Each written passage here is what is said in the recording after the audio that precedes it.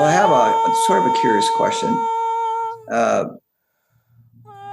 myself, and as well as some of my colleagues, my friends that I talk to that are, have a business like myself and have websites, they've all kind of noticed that their revenue stream is reduced this year. So we're like into 7 months of this new year. So halfway through this year, I myself have noticed that my income has greatly reduced from last year and the year before that. But is there a purpose or reason why perhaps Lightworkers' income is like not very high right now? Is that having something to do with the planetary energies or solar flares or cosmic energies, or is it something that needs to be healed and looked at by Lightworkers? So I'm a little bit curious. Mr. One. There are several reasons for this. One reason is that there is intentional interference from shadow forces to, I will say, to starve the Lightworkers. When I use the word starve, I am referring to many layers and levels of that, to reduce nourishment for their being. So whether that is money or receiving nourishing energies to support their system, this is happening. But what is also happening is the frequency of Earth herself is changing and transforming. You are moving into a new Earth. You are moving into new systems of commerce. And those of you on the leading edge or the pioneering of these new systems of commerce are feeling the reduction in funds most acutely. So this is a bit tricky to navigate at the human level at this time because the new systems are not yet set up and the old systems are still useful to some degree to buy your food, to pay rent, etc. But they are also not useful to some degree because they are so deeply patterned with old paradigm frequencies and energies. So the mission or the task, so to speak, of you and others on the pioneering edge is to figure out ways to collaborate with other providers to generate more energy together. And then this energy will translate into your support systems, whether it be financial or otherwise. This is a time for innovation. This is a time for creativity. This is a time for new ways of collaboration, new ways of generating revenue. This is a time for these new ways to emerge. So what I would invite you to do, dear one, is to go deep into your quantum fields and to bring in the frequencies of gold and to bring in the frequencies of the Christed light and ask these energies what they can show you, to ask these frequencies and energies to guide you to how to best support yourself and collaborate with others.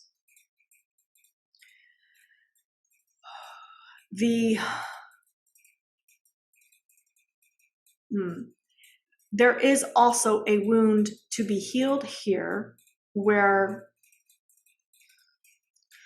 many lightworkers have tried on their own, so to speak, to make things work, to create things, to create financial prosperity.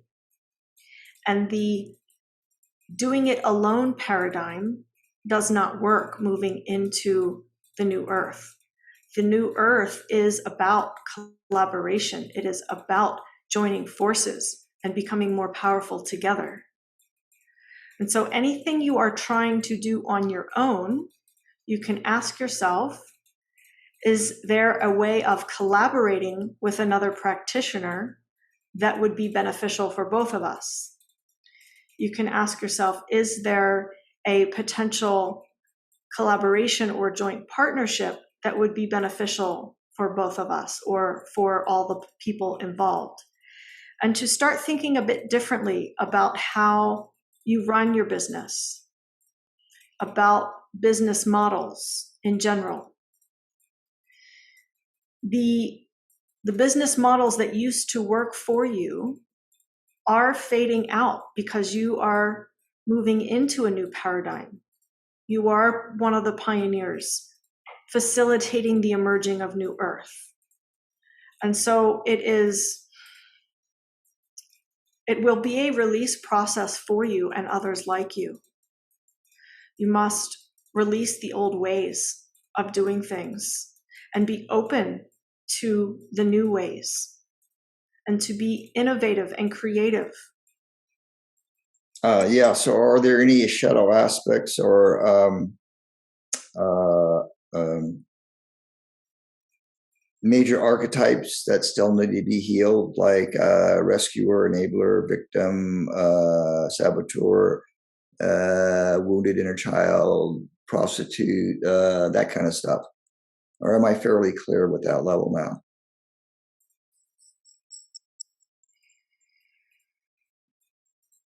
You are fairly clear, dear one. There are still a few inner child issues to work with and to strengthen your inner child.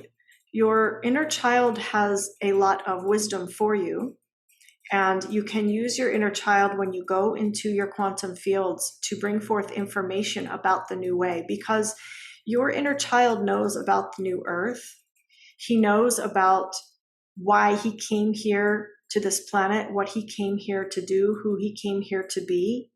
And some of this has been forgotten by your adult self. And so it is important to resurrect the wisdom of your inner child and bring it into your conscious awareness. You know how to do this. Yes, dear one? Yes. Thank you. That is the main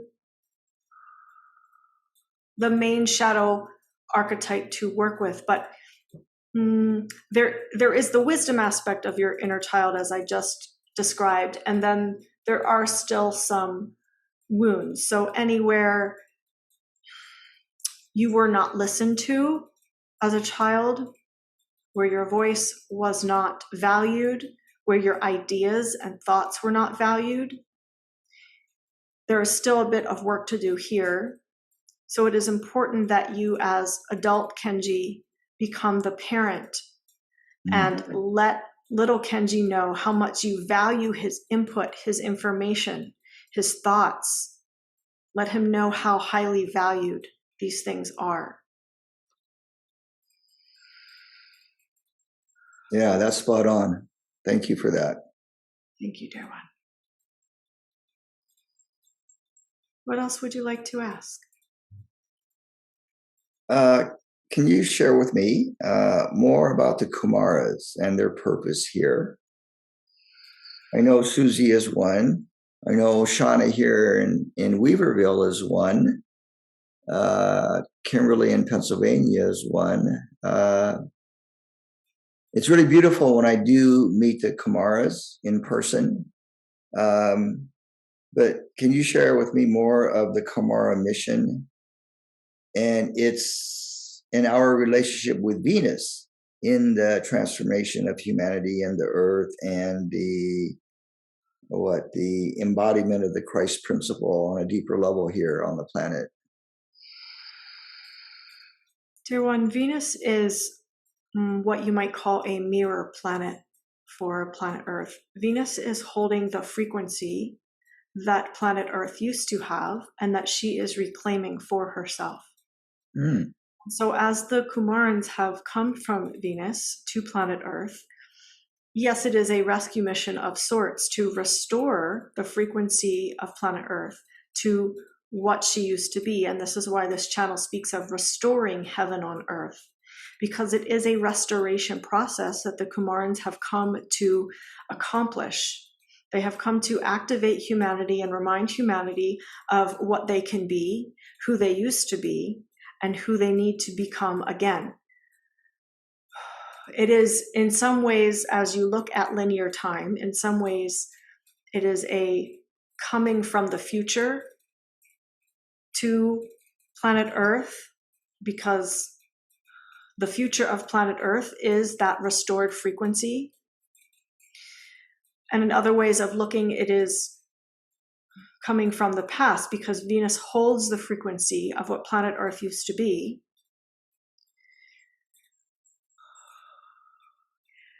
Venus offers the codes and energy signature of the proper and aligned frequency for planet Earth, and these codes and energy signatures are distributed through the Kumaran bloodline, through the Kumaran lineage.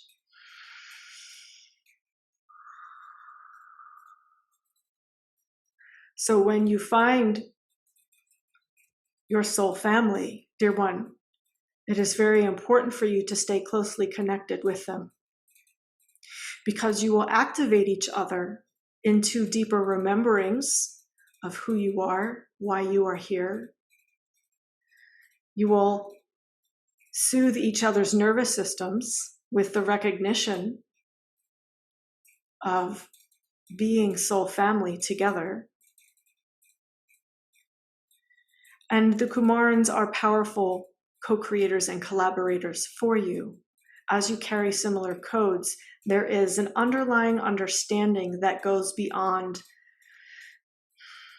the workings of the mind. There is an underlying camaraderie that you share with fellow Kumarans. So what is the relationship of the Kumaras with the Arcturians?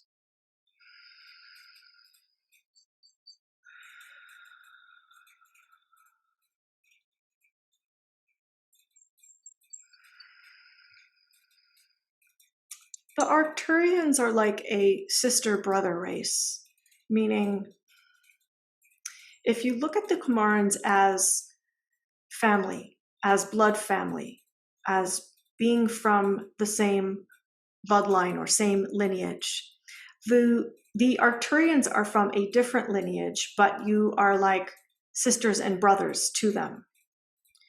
So they have some similarities, but they also have some substantial differences.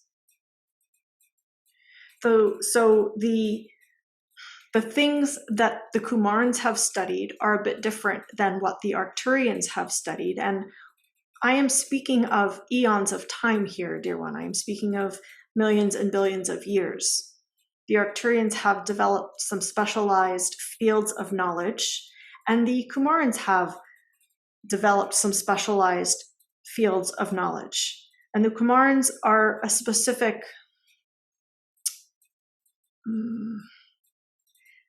family grouping on Venus. So the Venusians as a whole have developed specific fields of knowledge, and the Kumarans have specialized even deeper in certain aspects of this knowledge. Tell me what Yeshua is doing right now. As you know, I've always felt very close to him, as well as Mother Mary and Buddha, etc. He is embodying in many beings right now, dear one. His energy signatures, his multi-dimensional aspects are being received, embraced, and integrated by many humans at this time. Not just humans on planet Earth, beings in other realms, other planets as well, but mostly focused on planet Earth, because that is the focus at this time in your galaxy. This channel is asking how this works.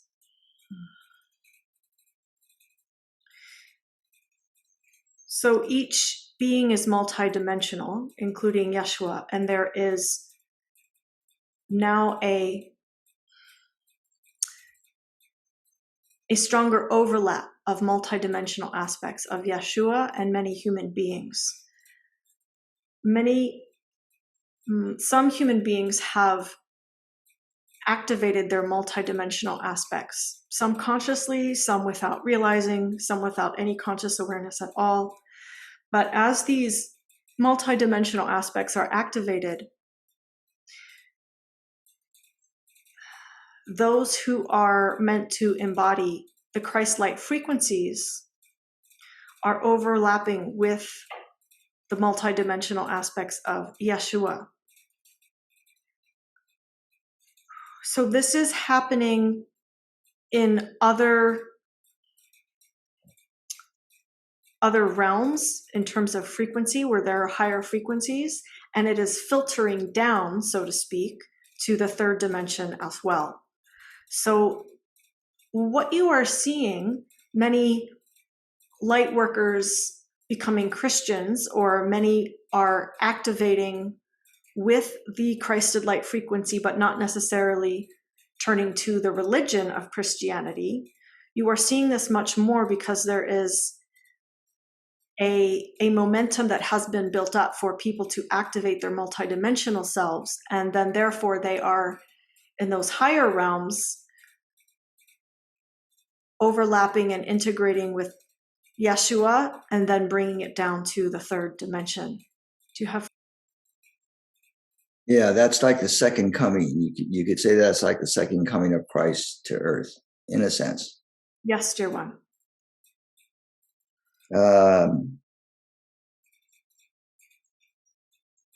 Here's a question that just popped up about Sedona. Is it true that Sedona is an experimental city of light? In other words, is the vision of Sedona, the spirit of Sedona, the Red Rocks, the population there, is it part of an experiment to see if it can be a 5D city of light in the near future? Is that the purpose of Sedona, or one of the purposes? Yes, dear one, but I would not call it an experiment, as this is what is happening. It is much more than an experiment. This is the timeline. This is Sedona will be restoring her status as a city of light, and there are others on this planet as well. But Sedona is a main one that has a lot of energy that is creating this timeline. Do you have more questions about this, dear one? Is the light worker community in general aware of this? The light workers in Sedona, or the light workers? Yes. Are the light workers in Sedona aware of this? Many are, dear one, and many do not have a conscious awareness, but they are being called home, as you say. Mm-hmm. They are being called home because they know there is something in their being that knows this is where they need to be. And some of them know why, and some of them do not yet have a conscious understanding of why. What would be a very effective way for the light weavers, the light workers there in Sedona, especially the ones that have been there for a while that consider themselves local? What would be a very creative way in which they, I include myself in this at some point, are able to accelerate the transformation, or to be a kind of a group conscious holder for the transformation? Are they open to collaborating as opposed to being in their separate little bubble and doing their own little separate little healing work and stuff? Yes, this is the difficult part, dear one, because many of these beings are still carrying great wounds around self-protection and being scared to be vulnerable with others and to co-create with others. Mm-hmm. So this is a very big deal because they are programmed very deeply with, they must do this alone. They must figure this out on their own. And this is part of the shadow programming to prevent a power surge for the light. Because when you would come together and work together and play and collaborate, there will be a massive portal of light opening. Yeah, I feel that. Yes, and so this is part of the shadow programming to prevent the light from coming together to amplify. So that would, excuse me for interrupting, that would be one of the reasons why I'm going back there, right, is to help facilitate this awareness and understanding and get together physically. Yes, dear one, if you are willing to play this role, absolutely, this would be beautiful. Well, that's kind of inherent in me. Can't help it.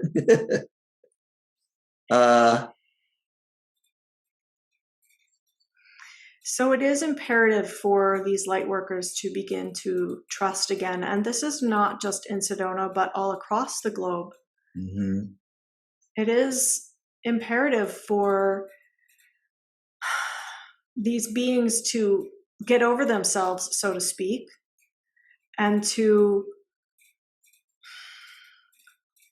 make themselves vulnerable, to put themselves out there, and to collaborate with like-hearted beings. And I say like-hearted rather than like-minded because it is the heart frequency that will change everything. And even if someone else has similar ideas, they must be in the heart frequency with you in order for the success to unfold. And this is a very important distinction because many beings like yourself have grand ideas about what things could look like, but they are not grounded in the heart. They are still running through their minds.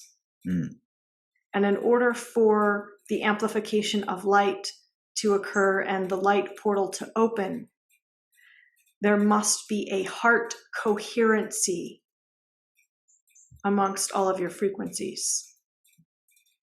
This is very important, dear one.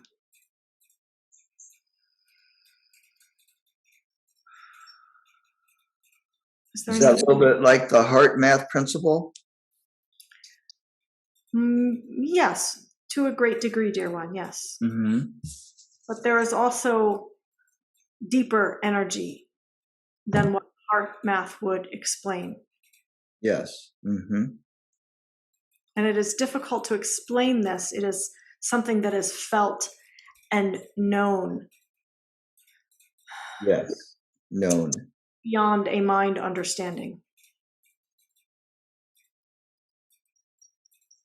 And the way you can identify these people is by feeling through your heart, each being. Do you feel an expansion in your heart when talking to someone? Or do you feel a constriction, even if they are sharing the most beautiful ideas? How is your heart feeling when you talk with them? This is a gauge and a guide for you. Oh, thanks for the reminder. That's very good. I like that. Can you talk about Asheville as being a city of light as well?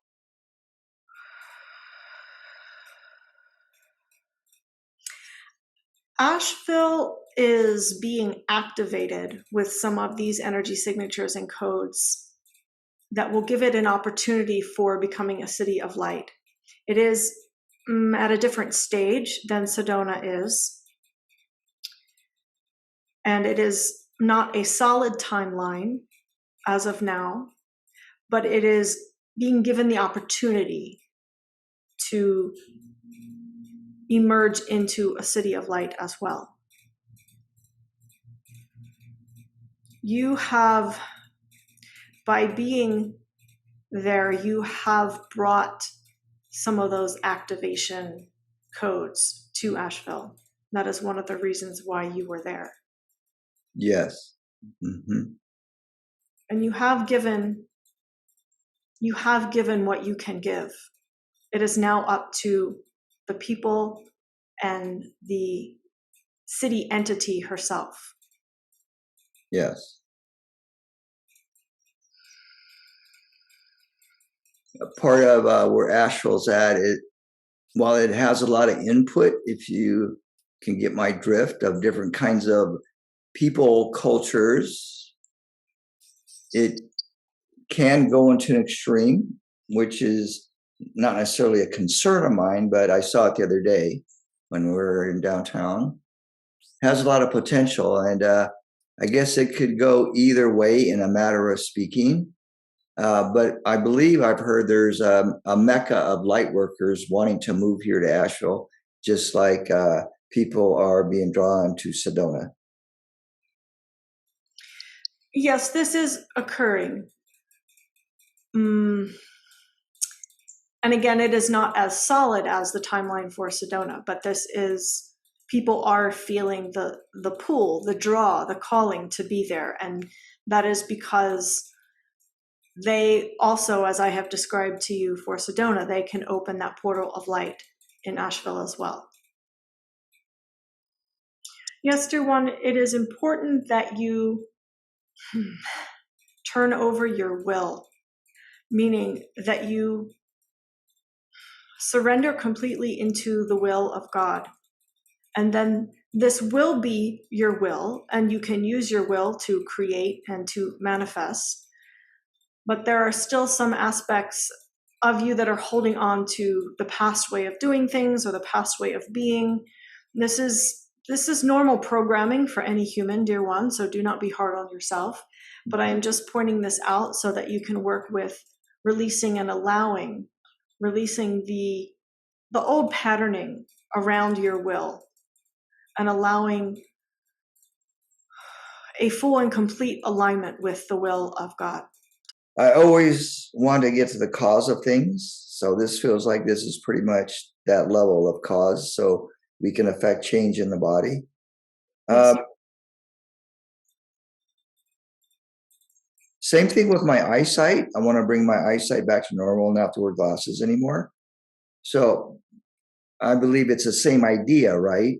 Letting go of my old ways of perceiving the world, perceiving myself, perceiving anything and everything, and giving my sight over to Prime Source to be renewed? It is important, dear one, that you see through the eyes of God, that you see yourself the way God sees you, that you see the world, that you see other humans the way God sees. And this is inherent within you. This is part of you. And so, yes, this is possible to restore your sight in this way.